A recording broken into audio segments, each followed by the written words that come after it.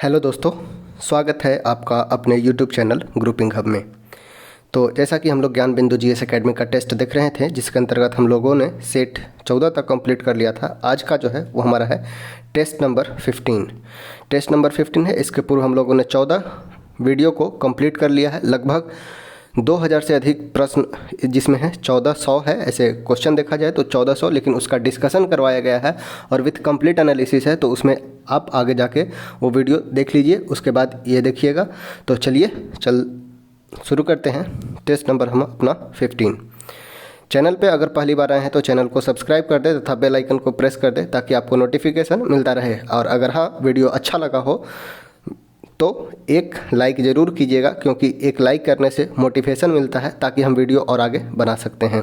तो चलिए चलते हैं टेस्ट पे। क्वेश्चन नंबर फर्स्ट है स्वामी विवेकानंद से। स्वामी विवेकानंद के संबंध में कौन सा कथन सही नहीं है। बात किया गया है स्वामी विवेकानंद का, तो स्वामी विवेकानंद के बारे में जानते हैं। इनके गुरु रामकृष्ण उन्हें विवेकानंद नाम दिया था, जो कि बिल्कुल गलत है। स्वामी विवेकानंद का बचपन का नाम नरेंद्र नाथ दत्त था। स्वामी विवेकानंद के बचपन का नाम नरेंद्र नाथ दत्त था, जिन्हें स्वामी की उपाधि जो दिया जाता है वो दिया जाता है खेतड़ी के राजा अजीत सिंह के द्वारा। इन्हें रामकृष्ण के द्वारा नहीं बल्कि अजीत सिंह के द्वारा दिया जाता है, और अजीत सिंह रहते हैं खेतड़ी के राजा। खेतड़ी के राजा अजीत सिंह के द्वारा इन्हें स्वामी की उपाधि दी गई थी। गुरु रामकृष्ण इनके गुरु थे। उन्होंने वेदांत और योग के भारतीय दर्शन से विश्व को परिचित करवाया था। बिल्कुल सही है, स्वामी विवेकानंद ने वेदांत और योग से भारतीय दर्शन को परिचित भी करवाया था। इनका साहित्यिक कृतियाँ बात किया जाए तो स्वामी विवेकानंद ने राजयोग, कर्मयोग, ज्ञान योग आदि पुस्तकें लिखे थे। 3 पुस्तक याद रखना है, राजयोग, कर्मयोग, ज्ञान योग, तथा एक पुस्तक और याद रखना है कोलंबो से अल्मोड़ा तक। रामकृष्ण स्वामी विवेकानंद द्वारा रचित पुस्तक है राजयोग, कर्मयोग, ज्ञान योग तथा कोलंबो से अल्मोड़ा। नेक्स्ट है 1897 में रामकृष्ण मिशन की स्थापना की। यह भी बिल्कुल सही है। स्वामी विवेकानंद के द्वारा अपने गुरु के सम्मान में, रामकृष्ण परमहंस के सम्मान में रामकृष्ण मिशन की स्थापना 1897 में की जाती है। नेक्स्ट है 1887 में बेलूर मठ की स्थापना की।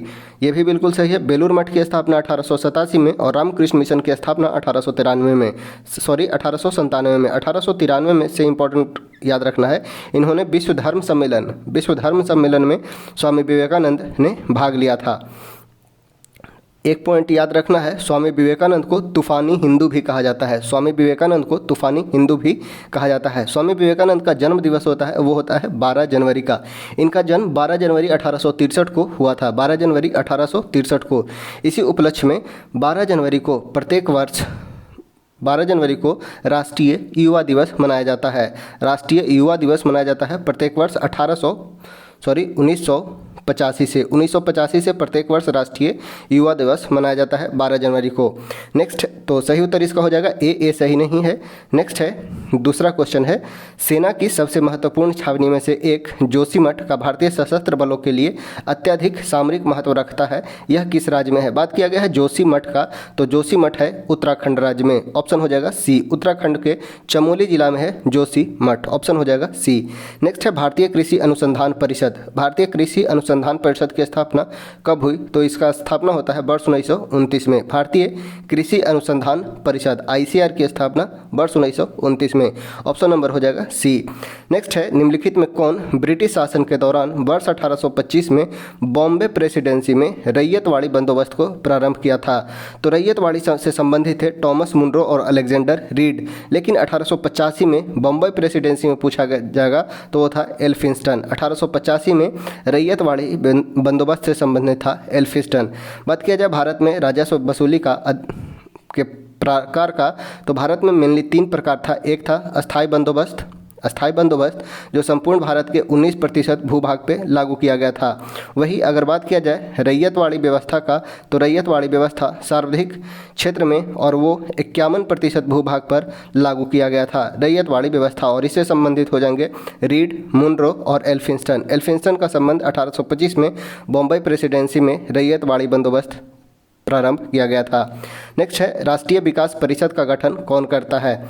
कौन राष्ट्रीय विकास परिषद का गठन करता है। बात किया जाए राष्ट्रीय विकास परिषद का, तो राष्ट्रीय विकास परिषद की स्थापना 6 अगस्त 1952 को हुई थी, जिसमें प्रधानमंत्री राष्ट्रीय विकास परिषद में प्रधानमंत्री केंद्रीय मंत्रिमंडल के सदस्य एवं राज्यों के मुख्यमंत्री होते हैं, अर्थात 1, 3, 4 ऑप्शन हो जाएगा ऑप्शन नंबर बी।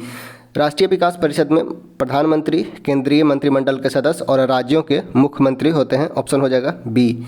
नेक्स्ट है 1946 में गठित अंतरिम सरकार में कौन कानून मंत्री थे। बात किया जाए अंतरिम सरकार का, तो अंतरिम सरकार का गठन 2 सितंबर 1946 को हुआ।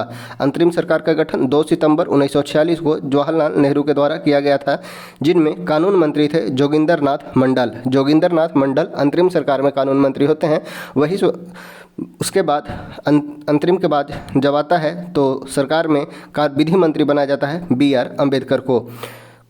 अंतरिम सरकार में कानून मंत्री थे जोगिंदर नाथ मंडल, ऑप्शन नंबर सी। नेक्स्ट है निम्नलिखित में से किस अफ्रीकी देश से हिंद महासागर की तटरेखा नहीं लगता है। हिंद महासागर की तटरेखा नहीं लगता है कौन सा अफ्रीका देश से, तो ये हो जाएगा इथोपिया। इथोपिया एक प्रकार का लैंड लॉक्ड कंट्री है अफ्रीका का। अफ्रीका में इथोपिया एक लैंड लॉक्ड कंट्री है जो हॉर्न ऑफ अफ्रीका के सदस्य का भी पार्ट है। हॉर्न ऑफ अफ्रीका में भी आता है इथोपिया। इथोपिया, इरिट्रिया, जिबूती और सोमालिया हॉर्न ऑफ अफ्रीका के कंट्री हैं और इथोपिया एक प्रकार का लैंड लॉक्ड कंट्री है, अतः यह हिंद महासागर के तट रेखा को नहीं स्पर्श करता, ऑप्शन हो जाएगा ए। नेक्स्ट है किसी मोमबत्ती के ज्वाला के पूर्ण दहन के लिए बाह्य क्षेत्र का रंग कैसा होता है। मोमबत्ती की ज्वाला का पूर्ण दहन का बाह्य क्षेत्र का रंग होता है नीला, ऑप्शन हो जाएगा बी, नीला रंग। नेक्स्ट है कौन सा एंजाइम सुक्रोज को ग्लूकोज और फ्रुक्टोज में चेंज करता है। सुक्रोज को ग्लूकोज और फ्रुक्टोज में चेंज करने वाला जो एंजाइम है वो है इन्वर्टेज। बात किया जाए एंजाइम का, तो एंजाइम को जैविक उत्प्रेरक की संज्ञा दी गई है। एंजाइम एक प्रकार का जैविक कैटलिस्ट, जैविक उत्प्रेरक होता है और इसमें एक एंजाइम है सुक्रोज। तो सुक्रोज जो है ग्लूकोज और फ्रुक्टोज, सुक्रोज को ग्लूकोज और फ्रक्टोज में चेंज करने वाला एंजाइम होता है वो होता है इन्वर्टेज। वही बोला जाए इथेनॉल को ग्लूकोज में चेंज करता है, इथेनॉल को ग्लूकोज में चेंज करता है तो वो है जाइमेज। ग्लूकोज में चेंज करेगा वो हो जाएगा जाइमेज, ऑप्शन नंबर डी हो जाएगा। अगर इथेनॉल को ग्लूकोज में पूछा जाएगा तो जाइमेज हो जाएगा इथेनॉल को ग्लूकोज में, और सुक्रोज को ग्लूकोज और फ्रुक्टोज में चेंज करता है इन्वर्टेज, ऑप्शन ए सही उत्तर हो जाएगा। नेक्स्ट चलते हैं, उस बौद्ध ग्रंथ का नाम बताइए जिसमें भिक्षुओं के लिए नियम का उल्लेख है। भिक्षु के लिए नियम का उल्लेख किस बौद्ध ग्रंथ में है, तो यह है विनय पिटक में। विनय पिटक का संकलन प्रथम बौद्ध संगीति में उपालि के द्वारा किया गया था। प्रथम बौद्ध संगीति में उपालि के द्वारा विनय पिटक का संकलन किया गया था। वही बात किया जाए सूत पिटक का, तो सूत पिटक का संबंध आनंद से था। सूत पिटक का संकलन आनंद के द्वारा प्रथम बौद्ध संगीति में किया गया था। त्रिपिटक बौद्ध धर्म का प्रमुख ग्रंथ है और अभिधम्म पिटक की रचना या संकलन तृतीय बौद्ध संगीति में मोगलीपुत्र तीस के द्वारा किया गया था। याद रखना है 4 बौद्ध संगीतियाँ हुई थी जिसमें प्रथम बौद्ध संगीति में सूत पिटक और विनय पिटक का संकलन किया गया था। सूत पिटक आनंद के द्वारा, वही विनय पिटक उपालि के द्वारा। तृतीय बौद्ध संगीति में अभिधम्म पिटक की रचना की गई थी। त्रिपिटक बौद्ध धर्मों का एक महत्वपूर्ण धर्म ग्रंथ होता है, तो ऑप्शन यहाँ पे हो जाएगा सी। विनय पिटक में भिक्षुओं के नियम का उल्लेख किया गया है, ऑप्शन हो जाएगा सी। नेक्स्ट है कौन भारतीय राष्ट्रीय कांग्रेस का अध्यक्ष कभी नहीं रह पाए थे। भारतीय राष्ट्रीय कांग्रेस का अध्यक्ष नहीं रह पाए। बात किया जाए भारतीय राष्ट्रीय कांग्रेस का, तो 28 दिसंबर 1885 को डफरिन के कार्यकाल में एओ ह्यूम द्वारा भारतीय राष्ट्रीय कांग्रेस का स्थापना किया जाता है, जिसमें प्रत्येक वर्ष अधिवेशन होता है और उसके कोई अध्यक्ष होते हैं। इसमें बात किया गया है कौन कभी अध्यक्ष नहीं थे, तो ये हो जाएगा बाल गंगाधर तिलक। बाल पाल लाल 3 थे, बाल गंगाधर तिलक, लाला लाजपत राय एवं बाल गंगाधर तिलक, लाला लाजपत राय और बाल पाल लाल में तीनों में एक लाला लाजपत राय ही थे जो भारतीय राष्ट्रीय कांग्रेस की अधिवेशन की अध्यक्षता 1920 में विशेष अधिवेशन की अध्यक्षता कलकत्ता में करते हैं। 1920 के अधिवेशन की अध्यक्षता लाला लाजपत राय के द्वारा किया जाता है, अतः ऑप्शन सी हो जाएगा। गोपाल कृष्ण गोखले का बात किया जाए तो गोपाल कृष्ण गोखले 1905 में बनारस अधिवेशन की अध्यक्षता करते हैं। गोपाल कृष्ण गोखले। बात किया जाए मदन मोहन मालवीय का, तो मदन मोहन मालवीय 1909 ईस्वी के लाहौर अधिवेशन की अध्यक्षता करते हैं। 1909 में मदन मोहन मालवीय, लाला लाजपत राय 1920 में और गोपाल कृष्ण गोखले 1905 में बनारस अधिवेशन। बात किया जाए बाल गंगाधर तिलक का, तो बाल गंगाधर तिलक मराठा राज्य से संबंधित थे, मराठा से संबंधित थे। एक बाल गंगाधर तिलक पत्रकारिता को लेकर जेल जाने वाले प्रथम व्यक्ति थे। इन्होंने 2 पत्रिका निकाला था, मराठी, और पहला पत्रिका था मराठी, और एक और पत्रिका है, आपको कमेंट करके बतलाना है। अगला था, इनके द्वारा डेक्कन एजुकेशन सोसाइटी की स्थापना की गई थी और इनकी मृत्यु 1 अगस्त 1920 को होती है और इसी दिन असहयोग आंदोलन का प्रारंभ होता है।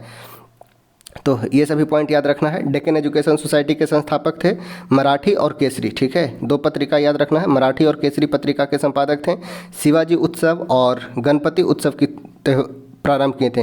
गणपति उत्सव 1893 में, वही शिवाजी उत्सव 1895 में इनके द्वारा प्रारंभ किया जाता है, बाल गंगाधर तिलक के द्वारा। तो ऑप्शन हो जाएगा सी, बाल गंगाधर तिलक ने कभी भारतीय राष्ट्रीय कांग्रेस के अधिवेशन की अध्यक्षता नहीं किए थे। नेक्स्ट है अरब यात्री सुलेमान। अरब यात्री सुलेमान ने किस प्रतिहार राजा के शासनकाल में भारत की यात्रा की थी?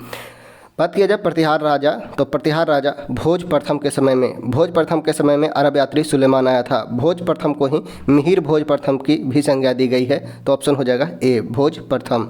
नेक्स्ट है भारतीय संविधान के अनुच्छेद 240 के अंतर्गत कुछ संघ राज्य क्षेत्रों के लिए विनियम बनाने के लिए राष्ट्रपति की शक्ति के संदर्भ में कौन सा युग्म सुमेलित नहीं है?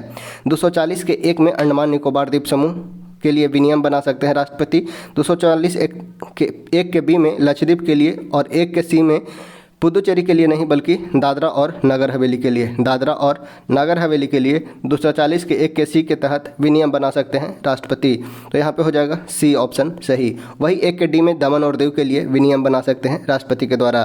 नेक्स्ट है नाथपंथियों, सिद्धों और योगियों ने भक्ति धर्म को किस क्षेत्र में लोकप्रिय बनाया था? तो ये बनाए थे उत्तरी भारत में। नाथपंथियों, सिद्धों और योगियों के द्वारा भक्ति धर्म का विकास किया जाता है उत्तरी भारत में।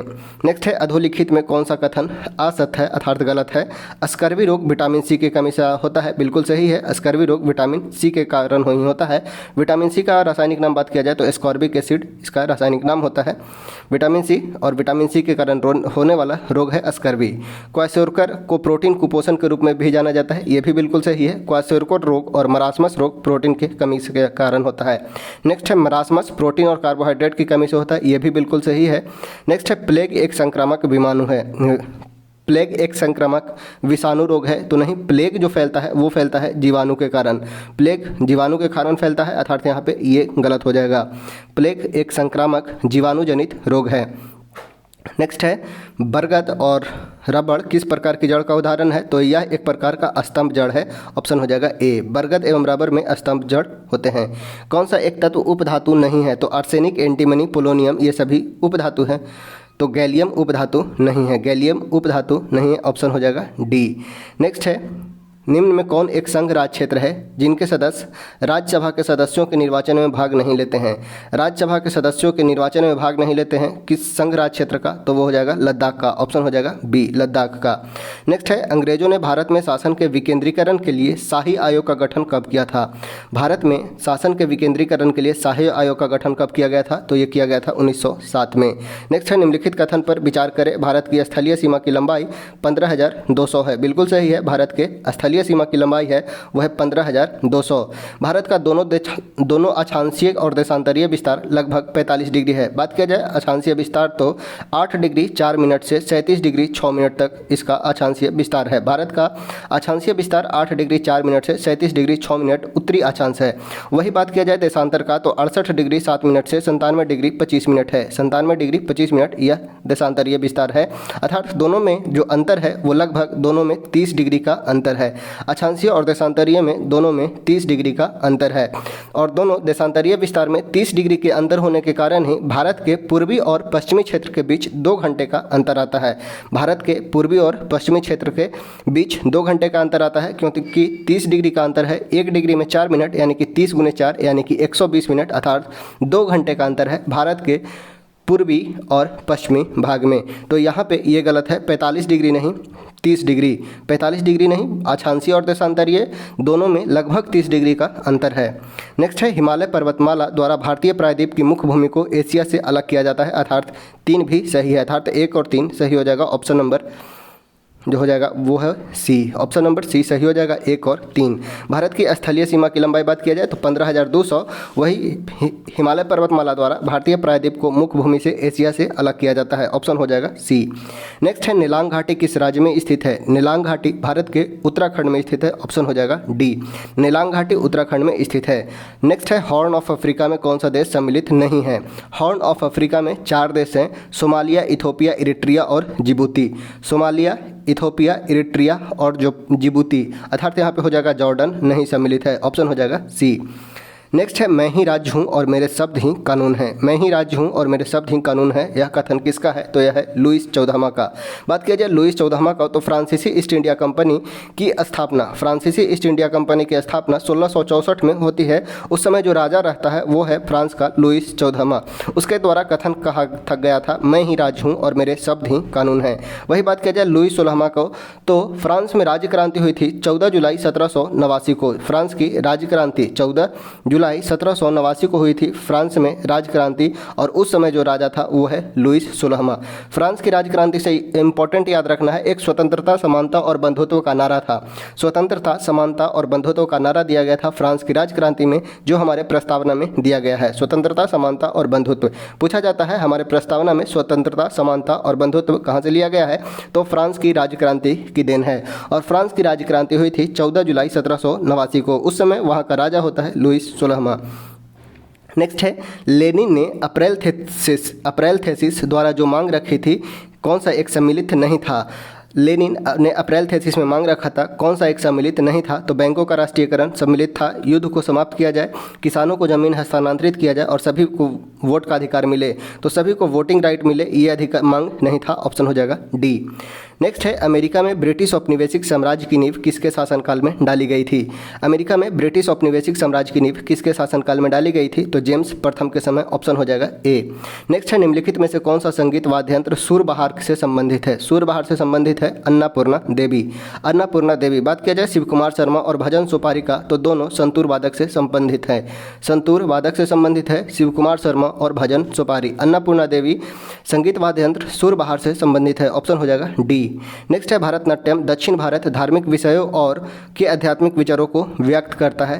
तो भारतनाट्यम दक्षिण भारत का एक शास्त्रीय नृत्य है जो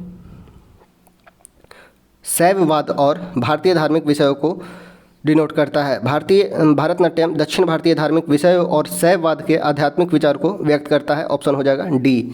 नेक्स्ट है निम्नलिखित में से कौन सा सुमेलित नहीं है? राष्ट्रीय सुदूर संवेदन केंद्र हैदराबाद में, बिल्कुल सही है, राष्ट्रीय सुदूर संवेदन केंद्र हैदराबाद में स्थित है। वही बात किया जाए भारतीय सुदूर संवेदन संस्थान तो दिल्ली नहीं, ये है देहरादून में, देहरादून में स्थित है भारतीय सुदूर संवेदन संस्थान। भारतीय मृदा विज्ञान संस्थान भोपाल में स्थित है। वही अखिल भारतीय शतरंज संघ की स्थापना चेन्नई में हुई है। अखिल भारतीय शतरंज संघ चेन्नई में स्थित, भारतीय मृदा विज्ञान संस्थान भोपाल में, राष्ट्रीय सुदूर संवेदन केंद्र हैदराबाद में और भारतीय सुदूर संवेदन संस्थान दिल्ली नहीं देहरादून, अर्थात बी जो ऑप्शन हो जाएगा वो हमारा गलत है, बी राइट आंसर हो जाएगा। नेक्स्ट है भारत के सर्वोच्च नागरिक सम्मान भारत रत्न से सम्मानित होने वाले प्रथम संगीतकार कौन है? भारत रत्न 1954 से दिया जाने लगा और प्रथम संगीतकार हैं वो है एम.एस. सुब्बालक्ष्मी। एम.एस. सुब्बालक्ष्मी को 1998 में भारत रत्न दिया गया। वही बात किया जाए लता मंगेशकर को तो लता मंगेशकर को 2001 में भारत रत्न से सम्मानित किया गया।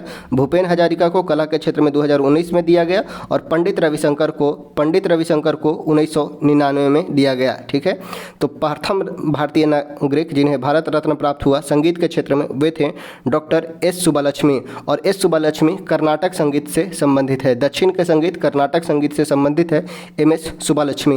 याद रखना है इन्हें वर्ष 1998 में भारत रत्न दिया गया। लता मंगेशकर को 2001 में, भूपेन हजारिका को कला के क्षेत्र में 2019 में, पंडित रविशंकर को 1999 में। नेक्स्ट है अब तक बात किया जाए भारत रत्न तो अब तक भारत रत्न दिया जा चुका है, 53 व्यक्तियों को भारत रत्न दिया जा चुका है। इस वर्ष 5 लोगों को भारत रत्न पुरस्कार से सम्मानित किया गया है। नेक्स्ट है क्वेश्चन नंबर 30, कौन सा टूर्नामेंट हॉकी से संबंधित है? कौन सा टूर्नामेंट जो है वो हॉकी से संबंधित है? तो रंगास्वामी कप हॉकी से से संबंधित है। वही बात किया जाए सुब्रोतो कप और संतोष ट्रॉफी ये दोनों संबंधित है फुटबॉल से। सुब्रोतो कप और संतोष ट्रॉफी दोनों संबंधित है फुटबॉल से। डेविस कप बात किया जाए तो यह संबंधित है लॉन टेनिस से। लॉन टेनिस से संबंध है डेविस कप का। ईरानी कप का संबंध है क्रिकेट से संबंध है ईरानी कप। रंगास्वामी कप का संबंध है फुटबॉल से। रंगास्वामी कप का संबंध है हॉकी से। ऑप्शन हो जाएगा ए। नेक्स्ट है अर्धचालक में उपयुक्त अशुद्धि को मिलाने को क्या कहते हैं। अर्धचालक में उपयुक्त अशुद्धि को मिलाने को क्या कहते हैं, तो यह कहलाता है डोपिंग। ऑप्शन हो जाएगा ए। अर्धचालक एट 0 डिग्री केल्विन पर अर्धचालक जो होता है वो कुचालक की भांति व्यवहार करता है, और कुचालक की भांति के व्यवहार करने के कारण इसमें कुछ अशुद्धियाँ मिला दी जाती है, और वो अशुद्धि मिलाना डोपिंग कहलाता है। वह अशुद्धि या तो पेंटावैलेंट इम्प्योरिटी आइटम के रूप में होता है या टेट्रावैलेंट के रूप में होता है। या तो पेंटावैलेंट के रूप में होगा या टेट्रावैलेंट के रूप में होगा। पेंटावैलेंट में पाँच आउटर मोस्ट ऑर्बिट में 5 इलेक्ट्रॉन होंगे, वही टेट्रा में 3 होंगे। जब पेंटावैलेंट इम्प्योरिटी का डोपिंग किया जाएगा तो उसमें 1 इलेक्ट्रॉन ज़्यादा होगा, अर्थात इसमें एन टाइप सेमीकंडक्टर का निर्माण होगा। वही टेट्रावैलेंट में होल्स एक एक्स्ट्रा हो जाएगा, यानी कि होल की अधिकता होगी, और इसमें पी टाइप सेमीकंडक्टर का निर्माण होगा। पेंटावैलेंट में एन टाइप सेमीकंडक्टर का निर्माण, वही टेट्रावैलेंट में पी टाइप सेमीकंडक्टर का निर्माण होता है। और ये इस प्रकार अशुद्धि को मिलाना अर्थात पेंटावैलेंट और टेट्रावैलेंट इम्प्योरिटी को मिलाना ही डोपिंग कहलाता है। ऑप्शन हो जाएगा एप्पल। नेक्स्ट है अल्फा बीटा गामा किरणों की भेदन क्षमता अर्थात पेनेट्रेटिंग पावर कहलाता है भेदन क्षमता। अवरोही क्रम में क्या होगा, तो सबसे अधिक भेदन क्षमता होता है वो गामा का, उसके बाद बीटा का, उसके बाद सबसे कम होता है अल्फा का। ऑप्शन हो जाएगा बी। सबसे अधिक भेदन क्षमता होगा वो है गामा का, उसके बाद बीटा का, उसके बाद अल्फा का। ऑप्शन हो जाएगा बी। नेक्स्ट है चुंबक रक्षक किसके टुकड़े होते हैं। चुंबक रक्षक किसके टुकड़े होते हैं, तो ये होता है नर्म लोहा का। ऑप्शन हो जाएगा डी। नेक्स्ट है जब प्रतिरोधक श्रेणी क्रम में संयोजित होते हैं तब कुल प्रतिरोध क्या होता है। प्रतिरोध अगर श्रेणी क्रम में जुड़ा जाए तो R इक्वल टू होता है R equivalent R1 plus R2 plus R3 dot dot Rn तक, अर्थात जितना प्रतिरोध होगा सबको जोड़ देंगे, यानी कि सम जो होगा वो बढ़ता है। प्रतिरोधकता जो हो जाती है, कुल प्रतिरोधकता बढ़ती है। वही अगर पैरेलल में बोला जाएगा, यानी कि समांतर क्रम में बोला जाएगा, तो जो सबसे कम प्रतिरोध होता है उससे भी कम होता है, अर्थात कुल प्रतिरोध समांतर क्रम में घटता है। अगर बात किया जाता समानांतर क्रम में, तो समानांतर क्रम में कुल प्रतिरोध घटता है, वही श्रेणी क्रम में कुल प्रतिरोध का मान बढ़ जाता है। ऑप्शन हो जाएगा ए। नेक्स्ट है निम्नलिखित में से कौन अपवर्तन के कारण होते हैं। अपवर्तन बात किया जाए अपवर्तन का, तो एक माध्यम से दूसरे माध्यम में जाने पर उसके दिशा में चेंज होना ही अपवर्तन कहलाता है। या तो यह अभिलंब के से दूर जाएगा या अभिलंब से पास आएगा, अर्थात यह विरल और सघन माध्यम पे डिपेंड करता है। अपवर्तन माध्यम पे डिपेंड करता है। क्वेश्चन इसमें पूछा गया है अपवर्तन का यूज से जल में आंशिक रूप से डूबी हुई पेंसिल मुड़ी हुई प्रतीत होती है, इसका कारण होता है अपवर्तन। जल में आंशिक रूप से डूबी हुई पेंसिल मुड़ी हुई प्रतीत होता है, सिक्का उठा हुआ प्रतीत होता है, ये सभी का कारण है अपवर्तन। सूर्योदय से पूर्व सूर्य का दिखाई देना, ये भी अपवर्तन है। आकाश का नीला दिखना अपवर्तन के कारण नहीं, प्रकीर्णन के कारण नीला दिखाई देता है। प्रकीर्णन के कारण नीला दिखाई देता है, अर्थात ऑप्शन हो जाएगा 1 और 2 दोनों। नेक्स्ट है जलीय घोल निम्नलिखित में से कौन सा सबसे अधिक प्रबल क्षारक है। जलीय घोल जो सबसे अधिक प्रबल क्षारक है वो हो जाएगा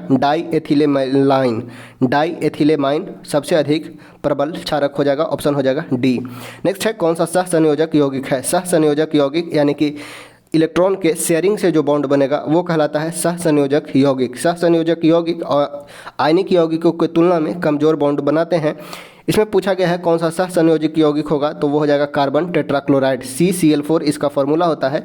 CCl4 कुछ इस प्रकार से बॉन्ड बनाया जाएगा CCl4, कार्बन और क्लोरीन चारों तरफ होगा CCl4 का यूज जो होता है वो आग को बुझाने में किया जाता है। इलेक्ट्रिसिटी से लगी आग को बुझाने के लिए CCl4 का यूज किया जाता है और यह एक सहसंयोजक यौगिक बनाता है। ऑप्शन हो जाएगा डी।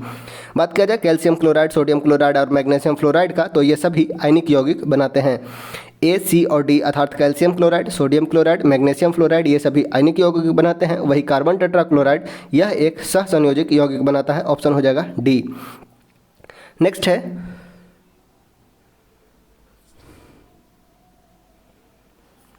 नेक्स्ट क्वेश्चन हमारा है कागज वर्ण लेखन पेपर क्रोमेटोग्राफी में निहित सिद्धांत है कौन सा? कागज वर्ण लेखन यानी कि पेपर क्रोमेटोग्राफी में निहित सिद्धांत है कौन सा? तो ये हो जाएगा विभाजन। ऑप्शन हो जाएगा बी, विभाजन। नेक्स्ट है, किसी तत्व के परमाणु भार से संबंध निम्नलिखित कथन में से कौन सा एक कथन सार्वधिक उपयुक्त है? किसी तत्व के परमाणु भार से संबंधित, परमाणु भार से बतलाना है कौन सा कथन जो है वो संबंधित है। एक तत्व का परमाणु भार उस तत्व के परमाणु में उपस्थित प्रोटॉन और न्यूट्रॉन का योग होता है। बिल्कुल सही है। परमाणु भार जो होता है वो परमाणु में उपस्थित प्रोटॉन प्लस न्यूट्रॉन के बराबर होता है, यानी कि मास नंबर होगा वो होगा number of proton plus number of neutron. द्रव्यमान संख्या के विपरीत एक तत्व का परमाणु भार एक भिन्न हो सकता है। परमाणु भार द्रव्यमान संख्या के विपरीत तत्व का परमाणु भार एक भिन्न हो सकता है, ये नहीं होगा। द्रव्यमान संख्या, एक तत्व का परमाणु भार एक पूर्णांक होता है, तत्व का परमाणु भार पूर्णांक नहीं भी हो सकता है। तत्व के सभी परमाणुओं के परमाणु भार समान होते हैं। इसमें ऑप्शन ए और बी दोनों हो जाएगा। द्रव्यमान संख्या जो होता है वो पॉइंट के भी फॉर्म में, दशमलव के भी फॉर्म में हो सकता है, वही परमाणु भार एक भिन्न हो सकता है। यहाँ पे ऑप्शन ए और बी दोनों हो जाएगा। नेक्स्ट है, अफीम का वनस्पतिक नाम क्या है? तो पैपवर सोमनीफेरम, पैपवर सोमनीफेरम इसका वैज्ञानिक नाम है अफीम का। अफीम का ऑप्शन हो जाएगा बी। अफीम का वनस्पतिक नाम पैपवरम सेमनीफोरम। नेक्स्ट है, सुअर द्वारा कौन सी बीमारी फैलती है? सुअर द्वारा कौन सी बीमारी फैलती है? तो सुअर द्वारा स्वाइन फ्लू फैलता है। और अगर बात किया जाए वायरस का, तो सुअर द्वारा H1N1 स्वाइन फ्लू जो फैलता है H1N1 के कारण सुअर इसका वाहक होता है। वही बात किया जाए बर्ड फ्लू का, तो बर्ड फ्लू से संबंधित है H5N1। ठीक है, H5N1 है बर्ड से संबंधित, वही H1N1 सुअर से संबंधित है। स्वाइन का मतलब ही होता है सुअर, अर्थात इसे फैलाने वाला होता है सुअर ही। Swine flu. अगर बात किया जाए प्लेग का, तो प्लेग का वेक्टर जो होता है वो है चूहा। निपाह जो होता है वो चमगादड़ द्वारा फैलता है। चमगादड़ द्वारा निपाह फैलता है। जीका वायरस एडिज इजिप्टी मच्छर द्वारा जीका फैलता है। प्लेग फैलता है चूहों के द्वारा। स्वाइन फ्लू सुअर के द्वारा फैलता है। ऑप्शन हो जाएगा डी। नेक्स्ट है, निम्नलिखित में से यूरोप में कौन सा क्षेत्र सिट्रस फल का महत्वपूर्ण वितरक है? बात किया जाए सिट्रस फल, तो सिट्रस फ्रूट में विटामिन सी पाया जाता है। और इसमें भूमध्य सागर का कौन सा क्षेत्र, यूरोप का कौन सा क्षेत्र फेमस है? तो यह है भूमध्य सागरीय क्षेत्र। भूमध्य सागरीय क्षेत्र में अंगूर और नाशपाती, ये सभी खट्टे फल प्रधानतः पाए जाते हैं। ऑप्शन हो जाएगा ए। दाल देने वाले पौधे को किस क्लास में रखा जाता है? किस कुल के में रखा गया है दाल देने वाले पौधे? तो लेग्यूमिनेसी में। ऑप्शन हो जाएगा सी, लेग्यूमिनेसी के अंतर्गत आते हैं दाल देने वाले पौधे। नेक्स्ट है, जैव मात्रा का पिरामिड किस पारिस्थितिकी तंत्र में उल्टा होता है? जैव मात्रा का पिरामिड किस पारिस्थितिकी तंत्र में उल्टा होता है? तो ये होता है तालाब में। ऑप्शन हो जाएगा ए। बात किया जाए पारिस्थितिकी पिरामिड की संकल्पना, तो पारिस्थितिकी पिरामिड की संकल्पना चार्ल्स एल्टन के द्वारा दिया गया था। चार्ल्स एल्टन के द्वारा पारिस्थितिकी पिरामिड की संकल्पना दी गई थी। वही एक पूछता है 10% ला, तो 10% ला जो दिया गया था वो दिया गया था लिंडमैन के द्वारा।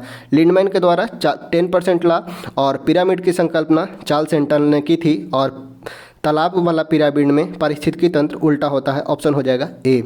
नेक्स्ट है, जल उपचार संयंत्र में क्लोरामाइन के प्रयोग से क्या सुनिश्चित किया जाता है? जल उपचार संयंत्र में क्लोरामाइन के प्रयोग से क्या सुनिश्चित किया जाता है? तो यह संक्रमण को हटाता है, अर्थात विसंक्रमण को सुनिश्चित किया जाता है। ऑप्शन हो जाएगा सी।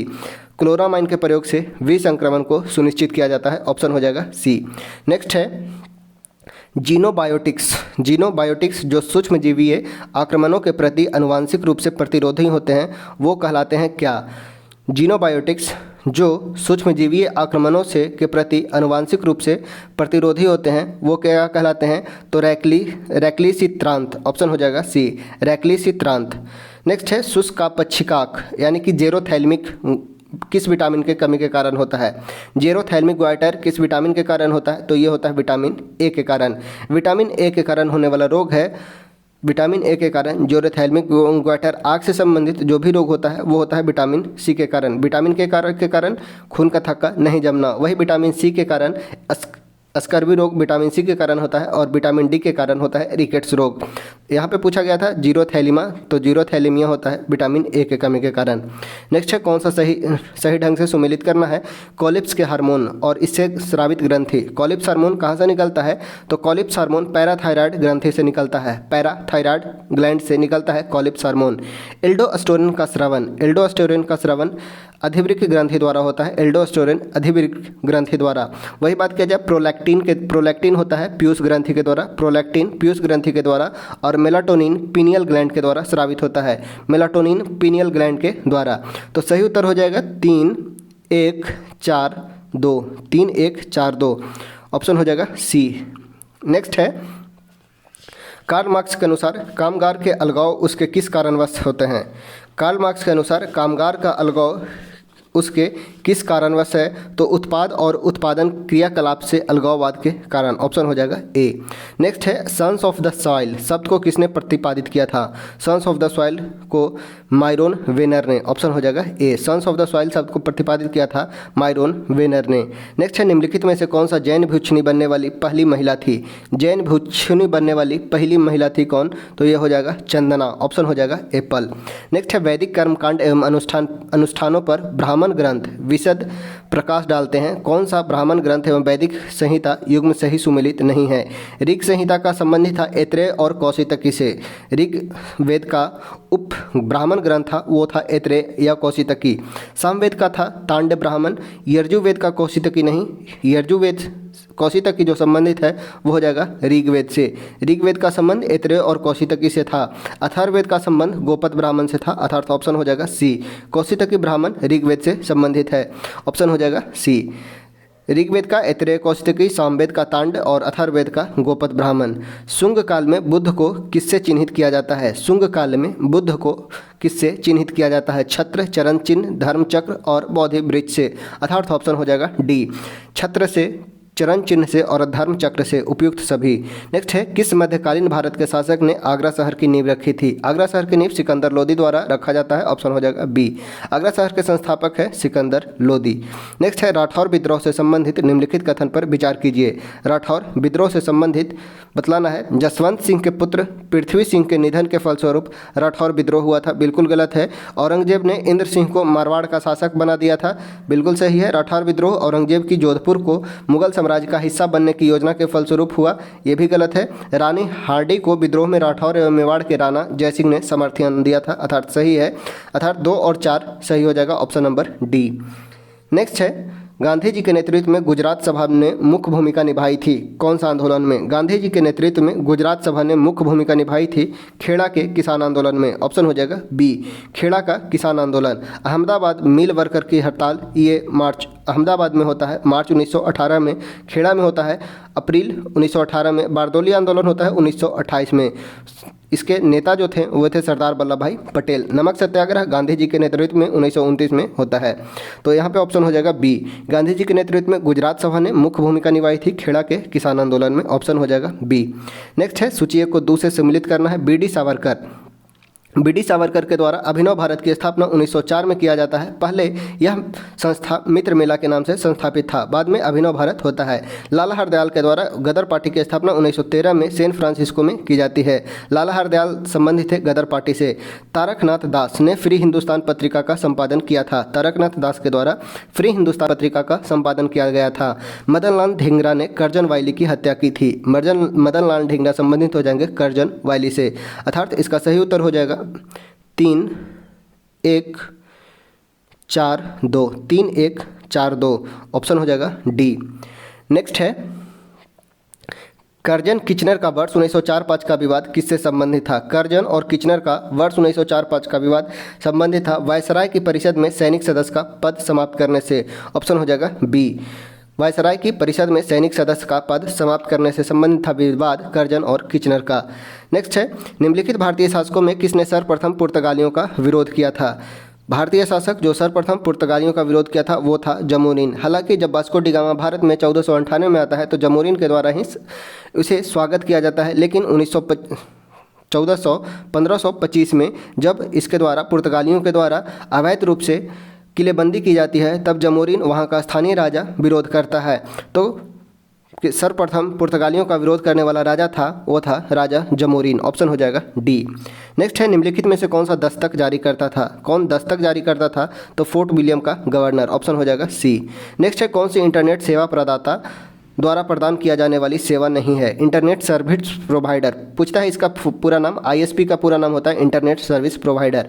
इंटरनेट सेवा प्रदाता द्वारा प्रदान किए जाने वाली सेवा नहीं है, कौन सा? तो ये हो जाएगा वेब प्रशासन। ऑप्शन हो जाएगा बी, वेब प्रशासन।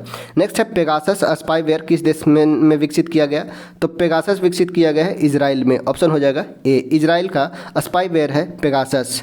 नेक्स्ट है कंप्यूटर की बूटिंग के लिए किसकी आवश्यकता होती है? बूटिंग होता है रीलोड करना, रीलोड कहलाता है बूटिंग। फिर से तो ये होता है ऑपरेटिंग सिस्टम के लिए यूजफुल होता है। ऑपरेटिंग सिस्टम को प्रारंभ करने के लिए बूटिंग की प्रक्रिया की जाती है। ऑप्शन हो जाएगा डी। नेक्स्ट है एक तकनीकी है जिसमें संप्रेषण हेतु दो टर्मिनलों के बीच एक समर्पित और एक पूर्ण भौतिक कनेक्शन स्थापित किया जाता है, तो वो कौन सा स्विचिंग है? तो वो है सर्किट स्विचिंग। सर्किट स्विचिंग एक तकनीकी है जिसमें संप्रेषण हेतु दो टर्मिनलों के बीच एक समर्पित और बीच पूर्ण भौतिक कनेक्शन स्थापित किया जाता है। ऑप्शन हो जाएगा बी। नेक्स्ट है राष्ट्रीय हथकरघा दिवस। राष्ट्रीय हथकरघा दिवस प्रतिवर्ष किस तिथि को मनाया जाता है? तो ये मनाया जाता है 7 अगस्त। 7 अगस्त 1905। 7 अगस्त 1905 बंगाल विभाजन से संबंधित था। इस दिन हथकरघा दिवस मनाने की घोषणा की गई थी। 7 अगस्त 1905 को राष्ट्रीय हथकरघा दिवस मनाया जाता है। नेक्स्ट है कौन सा ब्रिक्स समूह का सदस्य नहीं है? यहाँ पे कर लीजिएगा, ब्रिक्स समूह का सदस्य नहीं है। तो ब्रिक्स समूह का सदस्य नहीं है ऑस्ट्रेलिया। ब्रिक्स समूह की संकल्पना जेम ओ'नील के द्वारा की गई थी, जिसमें साउथ अफ्रीका 2010 में भाग लेता है ब्रिक्स में। यहाँ पे ब्रिक्स का बात किया गया था, ब्रिक्स समूह का सदस्य नहीं है, तो ये हो जाएगा ऑस्ट्रेलिया। वही बात किया जाए 5 सदस्य देश थे अभी, BRICS, ब्राज़ील, रूस, इंडिया, चाइना और साउथ अफ्रीका। साउथ अफ्रीका 2010 में इसका सदस्य बना है। नेक्स्ट है एशियान। दक्षिण पूर्व एशियाई राष्ट्रों के संगठन के संबंध में कौन सा कथन गलत है? गलत कथन बतलाना है। इसकी शुरुआत 3 मूल सदस्य देश से हुई थी। तो एशियान की संस्थापक जो सदस्य देश थे वे थे 5। एशियान की स्थापना 5 मूल सदस्य देशों द्वारा हुई थी। एशियान की स्थापना 8 अगस्त 1967 को बैंकॉक में हुई। बिल्कुल सही है। 2019 की प्राप्त जानकारी के अनुसार इसमें देश की संख्या है 10।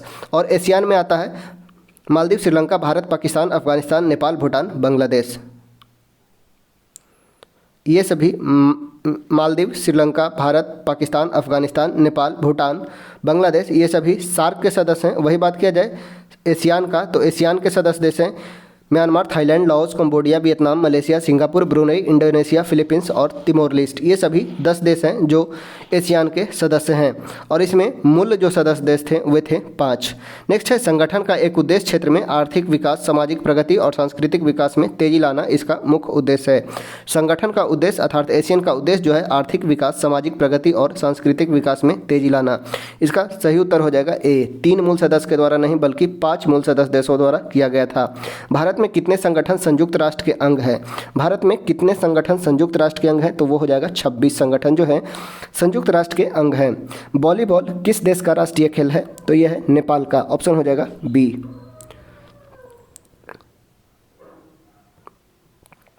बात किया जाए वॉलीबॉल का, तो वॉलीबॉल किस देश का राष्ट्रीय खेल है? तो वॉलीबॉल नेपाल का राष्ट्रीय खेल है। वही बात किया जाए अर्जेंटीना का, तो अर्जेंटीना का राष्ट्रीय खेल है वो है फुटबॉल। फुटबॉल अर्जेंटीना का राष्ट्रीय खेल है। इंडोनेशिया का बात किया जाए तो इंडोनेशिया का राष्ट्रीय खेल है वो है बैडमिंटन। बैडमिंटन इंडोनेशिया का राष्ट्रीय खेल है। वही बात किया जाए इंडिया और पाकिस्तान का, तो इंडिया और पाकिस्तान का राष्ट्रीय खेल हॉकी है। वही बात किया जाए भूटान का, तो भूटान का आर्चरी यानी कि तीरंदाजी है। बात किया जाए चाइना का, तो चाइना का राष्ट्रीय खेल जो है वो है table tennis. Table tennis China का राष्ट्रीय खेल है। नेक्स्ट देखते हैं ट्रम्प एक खेल शब्द है। ट्रम्प खेल शब्द है जिसका प्रयोग किस खेल में किया जाता है? तो ये किया जाता है ब्रिज में। ऑप्शन हो जाएगा बी। ट्रम्प खेल शब्द का प्रयोग ब्रिज में किया जाता है। ऑप्शन हो जाएगा बी। दीपिका कुमारी का संबंध किस खेल से है? तो दीपिका कुमारी है तीरंदाजी से, आर्चरी से। और आर्चरी अभी भूटान का राष्ट्रीय खेल है। दीपिका कुमारी का और अंतनु दास प्रमुख भारतीय तीरंदाज खिलाड़ी हैं। दीपिका कुमारी और एक नाम याद रखना है अंतनु दास। ये सभी ये दोनों तीरंदाजी से संबंधित है। चैंपियंस ऑफ द अर्थ पुरस्कार किसके द्वारा प्रदान किया जाता है? Champions of the earth award किसके द्वारा दिया जाता है? तो UNEP के द्वारा, यूनाइटेड नेशन इन्वायरमेंट प्रोग्राम के द्वारा, जिसकी स्थापना 5 जून 1972 को होती है और इसका मुख्यालय जो है वो है नैरोबी में। केन्या के नैरोबी में UNEP का मुख्यालय है, जिसका स्थापना 5 जून 1972 को होता है। बात किया जाए UNDP का, तो UNDP के द्वारा सूचकांक जारी किया जाता है human development index. Human development index UNDP के द्वारा जारी किया जाता है और UNDP का स्थापना हुआ था 1965 में। 1965 में UNDP का स्थापना होता है। बात किया जाए UNFCCC का, तो UNFCCC United nation framework on climate conservation change, UNFCCC का पूरा नाम है। UNFCCC की स्थापना 1992 में हुई थी। UNEP की स्थापना 5 जून 1972 को और इसके द्वारा champions of the earth award दिया जाता है। ऑप्शन हो जाएगा सी। मृगनयनी का महल कहाँ स्थित है? मृगनयनी का महल कहाँ स्थित है? तो ये है ग्वालियर में। ऑप्शन हो जाएगा डी। मृगनयनी का महल ग्वालियर में स्थित है। ऑप्शन हो जाएगा डी। नेक्स्ट है अनुपातिक प्रतिनिधित्व की व्यवस्था निर्वाचन क्रिया प्रणाली के रूप में सुनिश्चित करती है, क्योंकि यह अनुपातिक प्रतिनिधित्व अल्पसंख्यकों के प्रतिनिधित्व को भी डिनोट करता है। ऑप्शन हो जाएगा डी। अल्पसंख्यकों के प्रतिनिधित्व को सुनिश्चित करता है अनुपातिक प्रतिनिधित्व प्रणाली। नेक्स्ट है विधि आयोग का गठन राष्ट्रपति द्वारा प्रत्येक कैमे वर्ष किया जाता है? तो 5वें वर्ष। विधि आयोग का गठन राष्ट्रपति के द्वारा प्रत्येक 5वें वर्ष किया जाता है। बात किया जाए वित्त आयोग का, यहाँ से याद रखिएगा वित्त आयोग का गठन अनुच्छेद 280 के तहत किया जाता है। विधि आयोग प्रथम विधि आयोग के अध्यक्ष थे लॉर्ड मैकाले की अध्यक्षता में प्रथम विधि आयोग का गठन किया जाता है। नेक्स्ट है राष्ट्रीय मानवाधिकार आयोग के अध्यक्ष और सदस्यों की पद अवधि क्या होती है? राष्ट्रीय मानवाधिकार आयोग, तो इसके सदस्य और अध्यक्ष की पद अवधि होती है 3 वर्ष या 70 वर्ष, जो भी पहले हो। 3 वर्ष या 70 वर्ष की आयु तक राष्ट्रीय मानवाधिकार के आयोग के अध्यक्ष और सदस्य की पद अवधि 3 वर्ष या 70 वर्ष तक। नेक्स्ट है निम्नलिखित में से कौन सी संवैधानिक संशोधन भारत में पिछड़ी जातियों के लिए राष्ट्रीय आयोग के गठन से संबंधित है? तो यह है 102वां संवैधानिक संशोधन। इसके अंतर्गत 338 के बी में OBC कमीशन का गठन का बात किया गया। 102वें संविधान संशोधन के तहत 338 के बी में राष्ट्रीय OBC कमीशन का गठन किया गया। ऑप्शन हो जाएगा सी। नेक्स्ट है भारत के संविधान में केंद्र और राज्यों के बीच की शक्तियों के विभाजन किसमें उल्लिखित योजनाओं पर आधारित है? तो यह योजना है भारत सरकार अधिनियम 1935। भारत सरकार 1935 के तहत केंद्र और राज्यों के बीच विभाजन का वर्णन किया गया है। ऑप्शन हो जाएगा सी। नेक्स्ट है निम्नलिखित युग में कौन सा सुमेलित नहीं है? उत्तराखंड में सीटों की संख्या है 70। उत्तराखंड में 70 बिल्कुल सही है। गोवा में 40, उत्तर प्रदेश में 403 और मणिपुर में सीटों की संख्या है 60। ठीक है, विधानसभा में सीट की संख्या पूछा गया था। उत्तराखंड में 70, गोवा में 40, उत्तर प्रदेश में 403 और मणिपुर में विधानसभा की सीटों की संख्या है 60। तो ऑप्शन हो जाएगा डी, सही सुमेलित नहीं है। नेक्स्ट है कौन सा भारतीय समुद्री बंदरगाह अन्य की तुलना में सबसे दक्षिणी छोर पर स्थित है? सबसे दक्षिणी छोर पर स्थित समुद्री बंदरगाह हो जाएगा तूतीकोरिन। तूतीकोरिन जो स्थित है तमिलनाडु में। तूतीकोरिन तमिलनाडु में, चेन्नई मंगलौर कर्नाटक में, पारादीप उड़ीसा में। तो यहाँ पे हो जाएगा तूतीकोरिन और यह स्थित है तमिलनाडु में। ऑप्शन हो जाएगा ए। सेल के अंतर्गत आने वाला स्टील प्लांट किस स्थान पर स्थित है? सेल, बात किया जाए सेल का, तो SAIL Steel Authority of India Limited, जिसका स्थापना 1975 में हुआ, इसका आने वाला प्लांट स्टील प्लांट है वो है भिलाई में। भिलाई है छत्तीसगढ़ में। ऑप्शन हो जाएगा बी, भिलाई में। नेक्स्ट है वर्ष 2011 के जनगणना के अनुसार किस राज्य की जनसंख्या वृद्धि दर सर्वाधिक रही है? जनसंख्या वृद्धि दर सबसे अधिक रही है वो रहा है मेघालय में 27.8%। 27.8% के साथ सर्वाधिक वृद्धि दर दर्ज किया गया था मेघालय में 2011 के जनगणना के अनुसार। वही अरुणाचल प्रदेश में बात किया जाए तो अरुणाचल प्रदेश में 25% जनसंख्या वृद्धि दर्ज की गई और बिहार में 25.8%। बिहार में सबसे अधिक दर्ज किया गया था मेघालय में 27.8%। नेक्स्ट है पीट कोयला में कार्बन और नमी की मात्रा होती है। तो पीट कोयला सबसे खराब कोयला माना जाता है। इसमें कार्बन निम्न मात्रा में और नमी उच्च मात्रा में पाया जाता है। कोयला का वर्गीकरण उसमें पाए जाने वाले कार्बन कंटेंट के आधार पर किया गया है, जिसमें 4 प्रकार के कोयला का वर्णन किया गया है। प्रथम है एंथ्रासाइट, बिटुमिनस, लिग्नाइट और पीट। एंथ्रासाइट जो सबसे उच्च कोयला होता है, इसमें 80% से अधिक कार्बन की मात्रा पाई जाती है। एंथ्रासाइट के बाद है बिटुमिनस, उसके बाद है लिग्नाइट और उसके बाद है पीट। तो सबसे अधिक जो है खराब को लाता है पीट। पीट में कार्बन का कंटेंट निम्न होता है और नमी होता है उच्च। ऑप्शन हो जाएगा बी। नेक्स्ट है कौन सा रोपण फसल नहीं है। कौन सा रोपण फसल नहीं है, तो ये हो जाएगा बाजरा। ऑप्शन हो जाएगा डी, बाजरा रोपण फसल नहीं है। नेक्स्ट है कश्मीर घाटी में हिमोड़ के साथ अंतः स्थापित हिमनदीय मिट्टी और अन्य सामग्री के ठोस निक्षेप को क्या कहा जाता है, तो करेवा कहा जाता है। ऑप्शन हो जाएगा ए, करेवा सॉइल, जो केसर उत्पादन के लिए फेमस है। केसर उत्पादन के लिए करेवा सॉइल फेमस है। ऑप्शन हो जाएगा ए। नेक्स्ट है सूची एक को 2 से सम्मिलित करना है। अनाईमुद्दी। अनाईमुद्दी जो है अन्नामलाई की सबसे ऊंची चोटी है। अन्नामलाई की सबसे ऊंची चोटी अनाईमुद्दी हो जाएगी। ऑप्शन हो जाएगा 4। दोदा बेटा नीलगिरी की सबसे ऊंची चोटी है दोदा बेटा। धूपगढ़। धूपगढ़ जो है वो सतपुड़ा की सबसे ऊंची चोटी हो जाएगा। सतपुड़ा की सबसे ऊंची चोटी है वो है धूपगढ़। वही गुरु शिखर बात किया जाए तो अरावली की सबसे ऊंची चोटी है गुरु शिखर। तो सही उत्तर हो जाएगा 4 1 2 3। 4 1 2 3। अनाईमुद्दी अन्नामलाई की सबसे ऊंची चोटी। अन्नामलाई की सबसे ऊंची चोटी अनाईमुद्दी। वही बात किया जाए सतपुड़ा। सतपुड़ा हो जाएगा धूपगढ़ का। नीलगिरी का सबसे ऊंची चोटी दोदा बेटा और गुरु शिखर हो जाएगा अरावली का। अर्थात ऑप्शन हो जाएगा 4 1 2 3 सी। नेक्स्ट है किस नदी की मुहाना कर्क रेखा के उत्तर में स्थित है। कर्क रेखा भारत के 8 राज्यों से होकर गुजरती है। इसमें बतलाना है कौन से नदी का मुहाना जो है कर्क रेखा के उत्तर में है, यानी कि आगे है। तो ये हो जाएगा सिंधु नदी। ऑप्शन हो जाएगा सी, सिंधु नदी का मुहाना कर्क रेखा के उत्तर में है। सिंधु नदी पाकिस्तान में जाकर मिठानकोट में से अरब सागर में मिलती है। ऑप्शन हो जाएगा सी। नेक्स्ट है ऐसी अर्थव्यवस्था जो फ्रीलांस और अनुबंध आधारित नौकरियों के आधार पर विकसित होती है, क्या कहलाती है, तो यह गिग अर्थव्यवस्था कहलाता है। ऐसा अर्थव्यवस्था जो फ्रीलांस और अनुबंध आधारित नौकरियों के आधार पर विकसित होता है वो गिग अर्थव्यवस्था कहलाता है। ऑप्शन हो जाएगा बी। राष्ट्रीय आय को मापने की विधि कौन सी है, तो आय विधि, उत्पादन विधि, व्यय विधि सभी राष्ट्रीय आय को मापने का विधियाँ हैं। ऑप्शन हो जाएगा डी। किसी देश में जीवन स्तर प्रतिबिंबित होता है किसके द्वारा, जीवन स्तर प्रतिबिंबित होता है प्रति व्यक्ति आय के द्वारा। ऑप्शन हो जाएगा बी, प्रति व्यक्ति आय। नेक्स्ट है समावेशी समृद्धि के लिए आवश्यक है क्या। समावेशी समृद्धि के लिए क्या आवश्यक है, कृषि में पूर्ण उद्धार, अधोसंरचनात्मक सुविधाओं का विकास, शिक्षा एवं स्वास्थ्य जैसी सामाजिक सेवाओं की अधिकाधिक उपलब्धता, उपयुक्त सभी। तो सभी हो जाएगा। समावेशी समृद्धि के लिए उपयुक्त हो जाएगा सभी, कृषि का पूर्ण उद्धार होना, औद्योगिक संरचनात्मक सुविधाओं का विकास होना, शिक्षा और स्वास्थ्य जैसी सामाजिक सेवाओं की अधिकाधिक उपलब्धता होना। नेक्स्ट है स्वतंत्रता के समय देश के लगभग कितने प्रतिशत क्षेत्र जमींदारी व्यवस्था के अधीन थी, तो ये हो जाएगा स्वतंत्रता के समय देश की लगभग कितने प्रतिशत क्षेत्र जमींदारी व्यवस्था के अधीन थी, तो ये हो जाएगा 57%, 57%। नेक्स्ट है पौधों में हवा का उगाना क्या कहलाता है। पौधों को हवा में उगाना क्या कहलाता है, तो ये कहलाता है एरोफोनिक्स।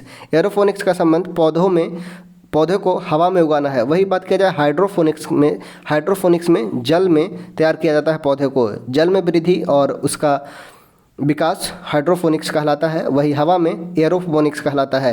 नेक्स्ट है भारतीय राष्ट्रीय कांग्रेस ने राष्ट्रीय नियोजन समिति का गठन कब किया। राष्ट्रीय नियोजन समिति का गठन 1938 में हुआ। ऑप्शन हो जाएगा सी, राष्ट्रीय नियोजन समिति का गठन 1938 में। नेक्स्ट है भारत जैसे विकासशील देश के लिए कितने प्रतिशत मुद्रास्फीति को धारणीय मुद्रास्फीति कहा जाता है। भारत जैसे विकासशील देश के लिए कितने प्रतिशत मुद्रास्फीति को धारणीय मुद्रास्फीति कहता है, तो लगभग 5 से 6%। ऑप्शन हो जाएगा सी। भारत में मुद्रा की तरलता सर्वाधिक किसकी है। सर्वाधिक मुद्रा की तरलता है M1 प्रकार के मुद्रा की। बात किया जाए तरलता का, तो तरलता का मतलब होता है कितना मुद्रा आसानी से उपलब्ध होता है, वो बतलाता है तरलता, और सर्वाधिक तरलता होता है M1 प्रकार के मुद्रा का। नेक्स्ट